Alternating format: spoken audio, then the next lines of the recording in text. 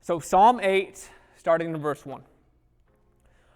Lord, our Lord, how majestic is your name in all the earth, and I'm telling you it is. You have set your glory in the heavens. Through the praise of children and infants, you have established a stronghold against your enemies, to silence the foe and the avenger. When I consider your heavens, the work of your fingers, the moon and the stars which you have set in place, what is mankind that you are mindful of them, human beings that you care for them? You have made them a little lower than the angels and crowned them with the glory and honor.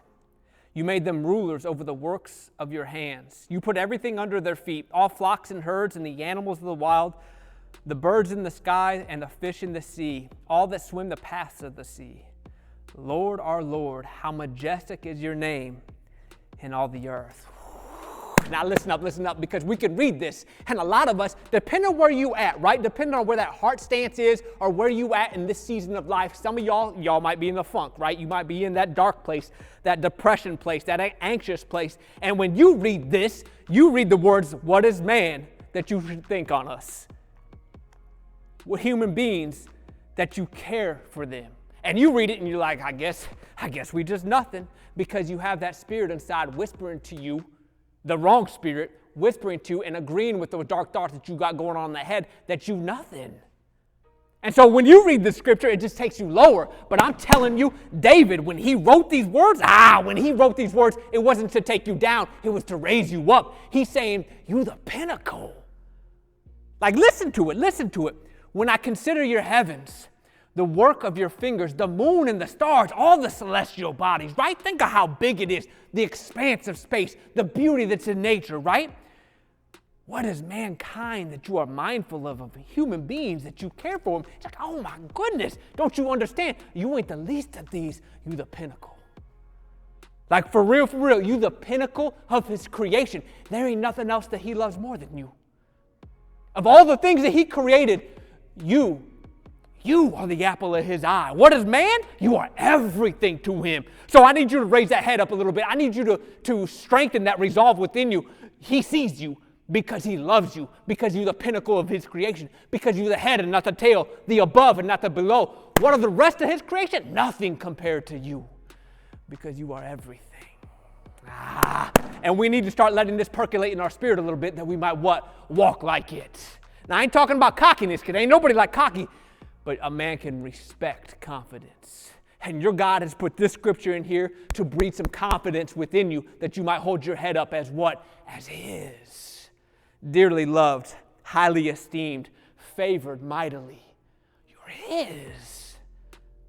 And he created you for a purpose. What was the purpose? To rule and subdue.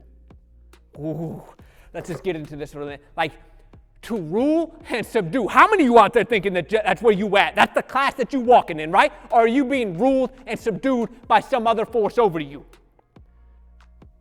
Feel me? He's created you for a purpose. Like, you ain't meant to be the under, you're meant to be the over. You are the one that is meant to rule and subdue. That's what your calling is. That's why he put breath in your lungs. Do you not see this? That's why he put everything under your hand, everything under your feet, because you're the pinnacle.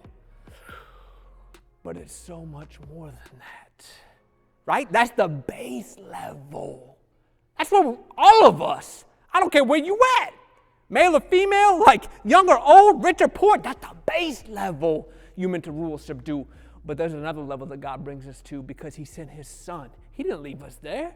And if that's the base level, the pinnacle of his creation, what about the recreation, the new creation that we get in Jesus? What do you think that is? It raises the game. Elevates us to a whole new level. Like here, we meant to rule and subdue. When we come to Jesus, we meant to reign. We meant to, why? Because there's a crown on your head now. You get me ahead of myself. You get me just a little bit ahead. Let me baby step you through this and show you how this happens. Because when a boy becomes a man, there's more to it. You think the man's the pinnacle of this. No. The man can become a king. And that's what your identity is in Jesus. Let me walk. Because what is man? A man in Jesus is more than a conqueror. A man in Jesus is a king. Ladies, queen. What is man? He is everything. He is hidden in Jesus. He is loved by Jesus. He is sacrificed for, sought after. He is worth more than all of heaven and all of earth. It was all found wanting. What are you? You are everything. Everything. And you were reborn to reign. I'm daring you to take your place. It's not made for another, it's made for you and you alone. It has got your name upon it. And all you got to do is step into it.